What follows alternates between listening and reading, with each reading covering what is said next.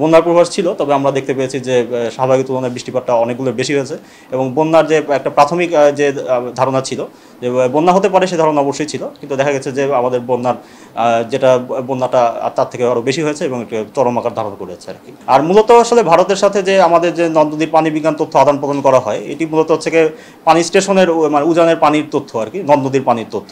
তবে কোনো কাঠামোগত তথ্যাদি ভারতের সাথে মানে এই মুহূর্তে আদান প্রদান করা হয় না। অর্থাৎ বিভিন্ন বাঁধ বা ব্যারেজ অথবা অন্যান্য জল নিয়ন্ত্রণ কাঠামোর যে তথ্যাদি, সেগুলো আসলে এই মুহূর্তে মানে এই দ্বিপক্ষীয় চুক্তির আওতায় মানে আলোচনা করা হয় না। আসলে আমাদের যে এইবার যে আমরা বন্যা পরিস্থিতিটা খেয়াল করেছি, আকস্মিক বন্যা পরিস্থিতি, সেটা মূলত সেটার প্রাথমিক উৎপত্তিটা ছিল হচ্ছে আমাদের যে বঙ্গোপসাগরে একটি মৌসুমী লঘুচাপ সৃষ্টি হওয়ার পরবর্তী সময়।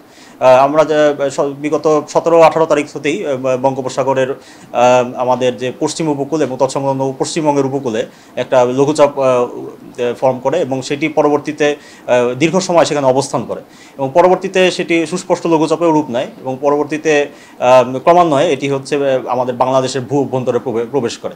তো লঘুচাপটির মানে প্রাথমিক অবস্থানগত কারণে এটি এই ব্যাপারে এটির সম্ভাব্য গতিপথ সম্পর্কে প্রথম দিকে কিছুটা অনিশ্চয়তা ছিল, কিন্তু পরবর্তীতে এটি দেখা যাচ্ছে বাংলাদেশে ঢুকে যায় এবং এই লঘুচাপটা দীর্ঘ সময় অবস্থান করার কারণে এবং একই সাথে এটা বাংলাদেশে যখন ঢুকে আসার কারণে একই সাথে বৃষ্টিপাত দীর্ঘ সময় ধরে হয় এবং পরবর্তীতে বা বাংলাদেশে প্রবেশের সময় বৃষ্টিপাত তীব্রতা বা বাংলাদেশের পূর্বাঞ্চলে আরও অধিক পরিমাণে বৃদ্ধি পায়। এবং আরেকটি উল্লেখযোগ্য কারণ হচ্ছে যে বৃষ্টিপাত যখন এই লঘুচাপটা মানে বঙ্গোপসাগরে অবস্থান করছিল, তখন যে সাগরে যে মানে স্বাভাবিকের তুলনায় কিছুটা বেশি জোয়ার লক্ষ্য করা গেছে এবং ওই সময় পূর্ণিমা তিথি হওয়ার কারণে জোয়ারের স্বাভাবিক উচ্চতাটাও কিছুটা বেশি ছিল। এর ফলে বৃষ্টিপাতের দরুন যে নদ নদীর যে মানে স্বাভাবিক পানি হ্রাসের প্রবণতা, সেটা কিছুটা বাধাগ্রস্ত হয়েছে এবং পরবর্তীতে বৃষ্টিপাত আরও বৃদ্ধি পাওয়ায়, লঘুচাপ যখন বাংলাদেশের অভ্যন্তরে প্রবেশ করে আরও বৃদ্ধি পাওয়ায়, এই দুইয়ের সম্মিলিত প্রভাবে আসলে বন্যা পরিস্থিতিটা মানে আরও গুরুতর রূপ ধারণ করে।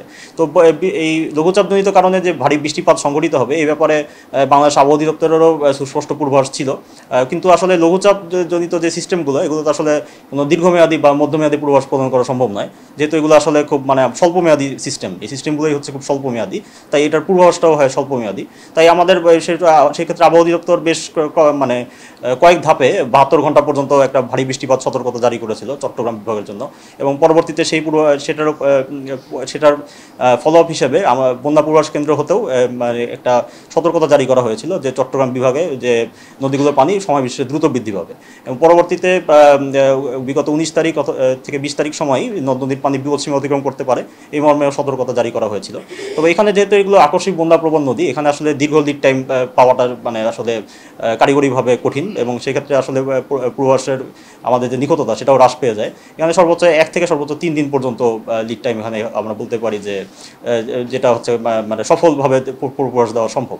তো সেই পূর্বাভাসটা ছিল, তবে আসলে দেখা গেছে যে প্রাকৃতিক কারণেই যে আমাদের যে বৃষ্টিপাতটা বেশি হয়েছে।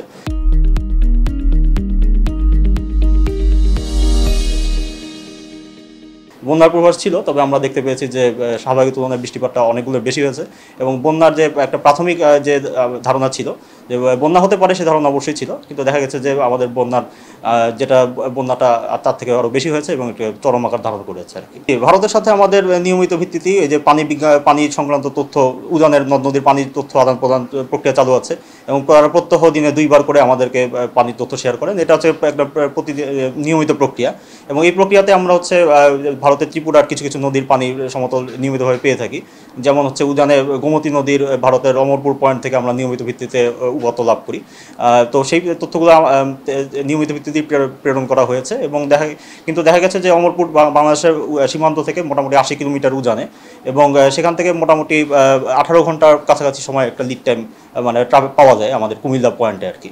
তো যেহেতু এই নদীগুলো আসলে খুব মানে পাহাড়ি নদী এবং আমাদের সীমান্তর কাছাকাছি অবস্থিত, এখান থেকে আসলে উজানের তথ্য থাকলেও এখানে দেখা যাচ্ছে যে ফ্ল্যাশি রিভার হওয়ার কারণে আমাদের হচ্ছে একদিনের বেশি মানে সর্বোচ্চ একদিন অথবা এর থেকেও কম পরিমাণ লিড টাইম পাওয়া যায় আর কি। তো সেই পরিমাণ তথ্য আমাদের কাছে ছিল, তো সেই তথ্য নিয়মিত আদান প্রদান হয়েছে। জি, প্রথম কথা হচ্ছে যে আসলে যে পানি বিজ্ঞান তথ্য আদান প্রদান হয়, এটা হচ্ছে আমাদের সাথে মানে দ্বিপক্ষীয় চুক্তির মাধ্যমে পানি আদান প্রদান হয় এবং ওর উপর ভিত্তি করেই পরবর্তী পূর্বাভাস কার্যক্রম পরিচালনা করা হয় এবং ওর উপর ভিত্তি করেই বলা হয়েছিল যে আগামীতে নদ নদীর পানি বিপদ সীমা অতিক্রম করতে পারে, যেটা 1 থেকে 2 দিন পূর্বে পূর্বাভাস ছিল। তবে এর পরবর্তী সময়ে তো বন্যা সংঘটিত হয়েছে। আর মূলত আসলে ভারতের সাথে যে আমাদের যে নদ নদীর পানি বিজ্ঞান তথ্য আদান প্রদান করা হয় এটি মূলত হচ্ছে গিয়ে পানি স্টেশনের মানে উজানের পানির তথ্য আর কি, নদ নদীর পানির তথ্য। তবে কোনো কাঠামোগত তথ্যাদি ভারতের সাথে মানে এই মুহূর্তে আদান প্রদান করা হয় না। অর্থাৎ বিভিন্ন বাঁধ বা ব্যারেজ অথবা অন্যান্য জল নিয়ন্ত্রণ কাঠামোর যে তথ্যাদি সেগুলো আসলে এই মুহূর্তে মানে এই দ্বিপক্ষীয় চুক্তির আওতায় মানে আলোচনা করা হয় না। তবে ভবিষ্যতে এই সংক্রান্ত তথ্যাদিও আদান প্রদানের জন্য আমাদের প্রস্তাবনা রয়েছে।